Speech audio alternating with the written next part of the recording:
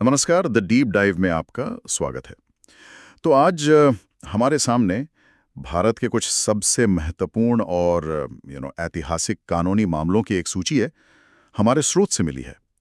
और हमारा मिशन सिर्फ इस लिस्ट को पढ़ना नहीं है, बल्कि इसके पीछे जो भारत की कहानी छिपी है, उसे समझना है।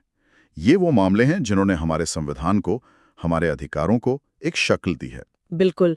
और ये समझना बहुत जरूरी है कि जब हम लैंडमार्क केस कहते हैं ना, हम्म। तो हमारा मतलब सिर्फ मशहूर अदालती फैसलों से नहीं होता। ये वो मील के पत्थर हैं जो किसी देश के कानूनी और सामाजिक ताने बाने को, आप कह सकती हैं, बदल देते हैं। अच्छा। हाँ, ये भविष्य के लिए एक नजीर बन जाते हैं। ठीक है, तो चलिए इसे खोलकर देखते हैं। सूची का पहला मामला है स्टेट ऑफ मद्रास बनाम श्रीमती चंपकम दोराईराजन। साल है 1951। ये साल बहुत जरूरी है। संविधान 1950 में लागू हुआ। और ठीक एक साल बाद, हाँ, ठीक एक साल बाद ये केस सुप्रीम कोर्ट में था। तो मतलब शुरुआत से ही बड़े सवालों पर बहस शुरू हो गई थी। ये एक बहुत महत्वपूर्ण बिंदु है। ये दिखाता है कि संविधान सिर्फ एक किताब नहीं है, ये एक जीवित दस्तावेज है। हम्म। और उसकी असली परीक्षा तब होती है जब उसके सिद्धांतों को असल दुनिया की परिस्थितियों पर लागू किया जाता है। सही है। समानता का अधिकार क्या है, सामाजिक न्याय के लिए राज्य क्या कर सकता है, ये सवाल कागज पर तो सरल लगते हैं, पर 1951 का ये मामला इसी परीक्षा की शुरुआत थी। अच्छा, इससे पहले कि हम और गहराई में जाएं, एक नजर पूरी सूची पर डाल लेते हैं। तो पहला केस है 1951 का स्टेट ऑफ मद्रास बनाम श्रीमती चंपकम दोराईराजन। फिर गोलकनाथ बनाम पंजाब राज्य 1967, केशवानंद भारती बनाम केरल राज्य 1973, इंदिरा नेहरू गांधी बनाम राजनारायण 1975, मेनका गांधी बनाम भारत संघ 1978, फिर मिनर्वा मिल्स बनाम भारत संघ 1980, इंद्रसानी बनाम भारत संघ 1992, एसआर मुंबई बनाम भारत संघ 1994, विशाखा बनाम राजस्थान राज्य 1997, एम्स छात्र संघ बनाम एम्स 2002 और आक्रन में नाज फाउंडेशन बनाम दिल्ली सरकार 2009। यहाँ पर मतलब जो सबसे दिलचस्प बात है वो 1960 और 70 के दशक के मामले हैं। गोलकनाथ, केशवानंद भारती, इंदिरा गांधी, मेनका गांधी, मिनर्वा मिल्स, ये सब एक साथ हैं। ऐसा लगता है कि ये दौर भारतीय लोकतंत्र के लिए कोई कोई अग्नि परीक्षा जैसा रहा होगा। यहाँ क्या हो रहा था? हाँ, ये बहुत ही अच्छा अवलोकन है। वो दशक असल में भारतीय लोकतंत्र की पहचान को परिभाषित करने के बारे में था। पहचान को? हाँ, एक तरफ थी संसद जो मानती थी कि भाई हमें जनता ने चुना है, तो हमारे पास संविधान के किसी भी हिस्से को बदलने की असीमित शक्ति है। और दूसरी तरफ थी न्यायपालिका जो खुद को संविधान और नागरिकों के मौलिक अधिकारों का संरक्षक मानती थी। तो एक तरह का टकराव था। बहुत बड़ा वैचारिक संघर्ष। सवाल बहुत बुनियादी था, क्या संसद की शक्ति नागरिकों के अधिकारों से ऊपर है? तो अगर संसद और न्यायपालिका में इतनी बड़ी खींचतान चल रही थी तो इसका हल कैसे निकला? इसी संघर्ष के बीच से केशवानंद भारती मामला सामने आता है ना? बिल्कुल। और केशवानंद भारती केस को समझना मतलब किसी थ्रिलर से कम नहीं है। अच्छा। हाँ, ये भारतीय न्यायपालिका के इतिहास का सबसे बड़ा मामला है। 13 जजों की बेंच, अब तक की सबसे बड़ी। 13 जज, वाह। और सुनवाई चली 68 दिनों तक। और जो फैसला आया वो 7-6 के मामूली अंतर से आया। सिर्फ एक वोट से? ये तो अविश्वसनीय है। ट्रेंड क्या है? देखिए, अदालत ने एक तरह से ये कहा कि संसद घर में रंग रोगन कर सकती है, दीवारें बदल सकती हैं, हाँ। कमरे छोटे बड़े कर सकती है, लेकिन घर की नींव को नहीं हिला सकती। अच्छा, तो नींव है मूल संरचना। हाँ बिल्कुल, वो नींव ही संविधान की मूल संरचना है। और इसमें आता क्या क्या है? लोकतंत्र, धर्मनिरपेक्षता, शक्तियों का बंटवारा, कानून का शासन, न्यायिक समीक्षा। अदालत ने कहा कि ये सिद्धांत भारतीय संविधान की पहचान है और इन्हें संसद भी नहीं छीन सकती।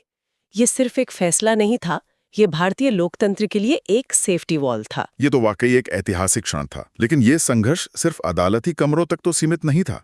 हमारी सूची में अगला मामला इंदिरा नेहरू गांधी बनाम राजनारायण। हाँ, वो तो सीधे सीधे प्रधानमंत्री से जुड़ा था। बिल्कुल। और ये मामला दिखाता है कि ये बहस कितनी ज्यादा व्यक्तिगत और राजनीतिक हो चुकी थी।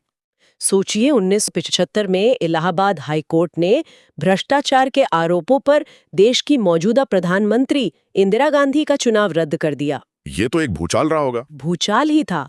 और इसी फैसले के कुछ दिनों बाद देश में इमरजेंसी लगा दी गई। तो ये कोई अकादमिक बहस नहीं थी, ये देश के इतिहास का एक निर्णायक मोड़ था। इमरजेंसी के उस दौर के बाद हमारी सूची में मेनका गांधी बनाम भारत संघ 1978 का मामला आता है। क्या ये उसी संघर्ष की अगली कड़ी थी? ये उस संघर्ष का एक बहुत ही, मैं कहूंगी, सकारात्मक परिणाम था। अच्छा, कैसे? मेनका गांधी मामले में सरकार ने उनका पासपोर्ट जब्त कर लिया था।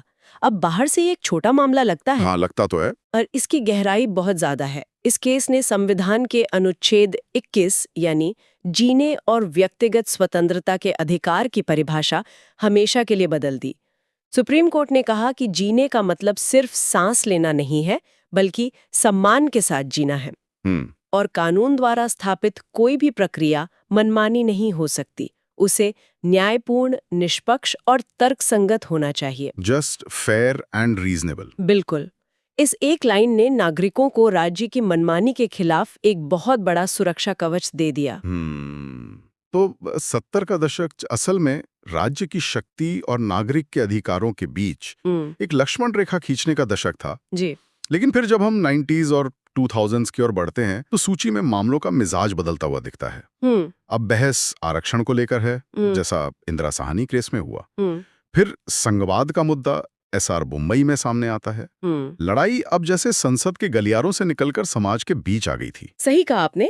70 के दशक का संघर्ष राज्य बनाम नागरिक का था, लेकिन 90 के दशक तक कानूनी लड़ाइयां ज्यादा सामाजिक और नागरिक अधिकारों पर केंद्रित हो गईं। समाज के भीतर के जो तनाव थे वो अदालतों तक पहुंच रहे थे। और इंदिरा साहनी मामला यानी मंडल कमीशन केस, वो इसका सबसे बड़ा उदाहरण है। आरक्षण पर पूरे देश में बहस छिड़ी हुई थी और सुप्रीम कोर्ट को एक बीच का रास्ता निकालना था। तो उस मामले में अदालत ने क्या मुख्य सिद्धांत स्थापित किए? ये आज भी इतना प्रासंगिक क्यों है? अदालत ने आरक्षण की व्यवस्था को संवैधानिक रूप से वैध तो ठहराया, लेकिन दो बहुत महत्वपूर्ण सीमाएं तय कर दी। क्या थी वो? पहली, उन्होंने कहा कि कुल आरक्षण 50% से ज्यादा नहीं होना चाहिए ताकि समानता के अधिकार का संतुलन बना रहे। ठीक है। और दूसरी, उन्होंने क्रीमी लेयर का सिद्धांत दिया। अच्छा, क्रीमी लेयर। हाँ, जिसका मतलब है कि पिछड़े वर्गों के भीतर जो लोग सामाजिक और आर्थिक रूप से संपन्न हो चुके हैं, उन्हें आरक्षण का लाभ नहीं मिलना चाहिए, ताकि लाभ उन तक पहुंचे जिन्हें इसकी सबसे ज्यादा जरूरत है। बिल्कुल। इन दो सिद्धांतों ने भारत में आरक्षण की नीति को एक स्थायी कानूनी ढांचा दे दिया। और इसी दौर में एसआर मुंबई का मामला भी है। ये तो केंद्र और राज्यों के रिश्ते से जुड़ा था, है ना? हाँ, और ये उस दौर की राजनीति को समझने के लिए बहुत जरूरी है। कैसे? उस समय केंद्र सरकार संविधान के अनुच्छेद 356 का इस्तेमाल करके आए दिन विपक्षी दलों की राज्य सरकारों को बर्खास्त कर देती थी। अच्छा। ये भारत के संघीय ढांचे पर एक बड़ा हमला था। बम्बई मामले में सुप्रीम कोर्ट ने इस पर लगाम कसी। क्या कहा कोर्ट ने? उन्होंने साफ कहा कि किसी राज्य सरकार को बहुमत है या नहीं, इसका फैसला राजभवन में गवर्नर की मर्जी से नहीं, बल्कि विधानसभा के पटल पर होगा, जिसे फ्लोर टेस्ट कहते हैं। हाँ, फ्लोर टेस्ट। इस एक फैसले ने भारत के संघीय ढांचे को बहुत मजबूती दी। तो हम देख रहे हैं कि कानून कैसे विकसित हो रहा है। पहले व्यक्तिगत अधिकार, फिर सामाजिक न्याय और संघीय संतुलन। सूची में इसके बाद के मामले, जैसे विशाखा बनाम राजस्थान राज्य और नाज फाउंडेशन बनाम दिल्ली सरकार, ये तो और भी ज्यादा व्यक्तिगत अधिकारों पर केंद्रित लगते हैं। बिल्कुल। विशाखा का मामला कार्यस्थल पर महिलाओं के यौन उत्पीड़न से जुड़ा था। उस समय इस मुद्दे पर कोई स्पष्ट कानून नहीं था, एक कानूनी शून्य था। तो कोर्ट ने क्या किया? तब सुप्रीम कोर्ट आगे आया और विशाखा गाइडलाइंस जारी की। अच्छा, गाइडलाइंस। हाँ, ये एक असाधारण कदम था। न्यायपालिका ने कानून की कमी को देखते हुए खुद दिशा निर्देश बनाए, जब तक कि संसद इस पर कानून ना बना दे। इसने लाखों कामकाजी महिलाओं को सुरक्षा दी। और फिर आता है नाज फाउंडेशन का मामला, जिसने समलैंगिकता को अपराध की श्रेणी से हटाने वाली बहस को एक कानूनी जामा पहनाया। हाँ, इसमें मुख्य संवैधानिक तर्क क्या था? यहाँ दिल्ली हाई कोर्ट ने एक बहुत प्रगतिशील फैसला दिया था। उन्होंने कहा कि भारतीय दंड संहिता की धारा 377, जो समलैंगिक संबंधों को अपराध मानती थी, वो संविधान के अनुच्छेद 14, 15 और 21 का उल्लंघन करती है। समानता, भेदभाव के विरुद्ध अधिकार और जीवन का अधिकार। बिल्कुल। अदालत ने उस सोच को आगे बढ़ाया जो मेनका गांधी केस में शुरू हुई थी, कि जीवन के अधिकार में गरिमा के साथ जीवन का अधिकार भी शामिल है और किसी व्यक्ति के यौन रुझान के आधार पर उसे अपराधी मानना उसकी गरिमा पर हमला है। इसने भारत में LGBTQ+ अधिकारों की लड़ाई को एक मजबूत संवैधानिक आधार दिया। तो इस सब का क्या मतलब है? इस पूरी चर्चा को समेटें तो हम कह सकते हैं कि ये सूची सिर्फ कुछ अदालती मामलों का संग्रह नहीं है, बल्कि ये स्वतंत्र भारत की संवैधानिक और लोकतांत्रिक यात्रा का एक संक्षिप्त इतिहास है। हाँ, बिल्कुल। ये दिखाता है कि हमारा संविधान कोई पत्थर की लकीर नहीं है। ये एक जीवंत दस्तावेज है, जिसकी व्याख्या समय और समाज की जरूरतों के हिसाब से होती रही है। और किसी भी नागरिक के लिए इसका महत्व ये है कि इन मामलों को समझना मतलब आधुनिक भारत को आकार देने वाले मूल सिद्धांतों, संघर्षों और विचारों को समझने जैसा है। सही बात है। ये वो लड़ाइयां हैं जो हमारे आज के अधिकारों के लिए लड़ी गईं।